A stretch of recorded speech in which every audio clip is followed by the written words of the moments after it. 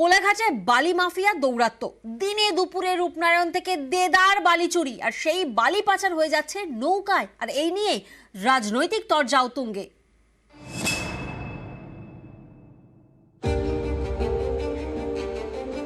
পূর্ব মেদিনীপুরের কোলাঘাট, গা ঘেঁষে বয়ে গিয়েছে রূপনারায়ণ।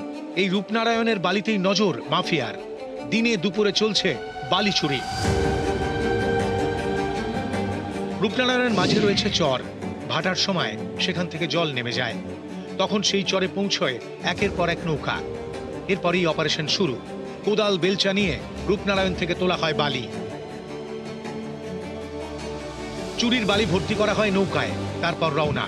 এভাবেই পাচার হয়ে যাচ্ছে বালি। স্থানীয়দের অভিযোগ, এ নিয়ে পুলিশকে জানালেও কাজ হয়নি। বালি চুরিও বন্ধ হয়নি।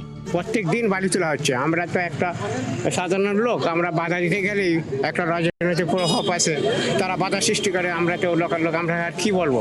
তাই আমরা থানাও কয়েকবার মুখে অভিযোগ জানিয়েছি। আবার একটু মুখে এখন হলুদাস এইরকম নানা রকম কোথাও আমাদেরকে বলে। রূপনারায়ণ নদীর গ্রামের পাশে যারা বসবাস করে সবেরই প্রতিবাদ করা উচিত, কেউই করছে না। প্রতিদিন শয়ে শয়ে নৌকো আসছে আর বালিগুলো উঠিয়ে নিয়ে চলে যাচ্ছে। এরা রেজিস্টার চোর। আজকে তো কোলাঘাটে মন্ত্রী আছেন, উনি কি ব্যবস্থা গ্রহণ করছেন?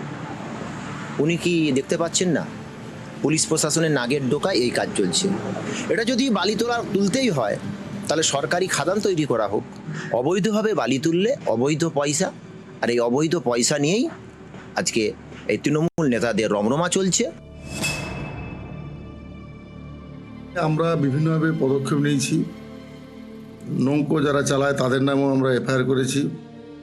যারা ওখানে বালি স্টক করে বালি বিক্রি করে তাদের নামেও আমরা এফআইআর করেছি।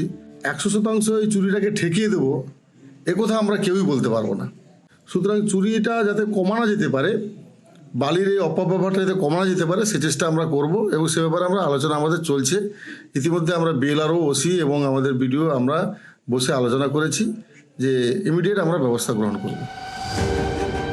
রূপনারায়ণের বুকে যখন বালি মাফিয়াদের দৌরাত্ম্য বাড়ছে, তখন এলাকার বাসিন্দারা চাইছেন প্রশাসন ব্যবস্থা নিক তাদের বিরুদ্ধে। কোলাঘাট থেকে ক্যামেরায় সর্বানন্দ মিশ্রের সঙ্গে সুজিত ভৌমিক, নিউজ 18 বাংলা।